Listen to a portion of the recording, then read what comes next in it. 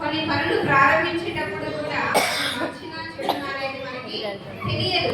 ఆ విషయంలో మనం ఎట్లుంటామంటే సంక్షోభంలో చాలా గలిబిలి పరిస్థితిలో ఉంటాం. కానీ అదే విషయంలో దేవుని పాదాల చెంత మనము ఆ విషయంలో దేవుని ప్రార్థించినప్పుడు దేవుడు మనకి ఆ సత్యమైంది అసత్యమైంది అనేది మనకి దేవుడు చూపిస్తాడు. పరిశుద్ధ గ్రంథంలో ఉంటుంది, ఓ మానవుడా, ఏది ఉత్తమమో, ఏది సత్యమో, ఏది పుణ్యమో, ఏది నిజమో, ఏది అబద్ధమో నీవు గ్రహించి దేవుని యొక్క విచారించి గ్రహించి తెలుసుకొనమని లేఖనం ఉంటుంది. అంటే మరి మా సత్యమైనది, సత్యం అనేది మనం కనుగొన్నప్పుడు ఏం చేయాలి? మనము దేవుడి యొక్క మనం ఏం చేయాలి? విచారణ చేసి అడగాలి. నెక్స్ట్ మార్గము, సత్యము, జీవం అన్నాడు.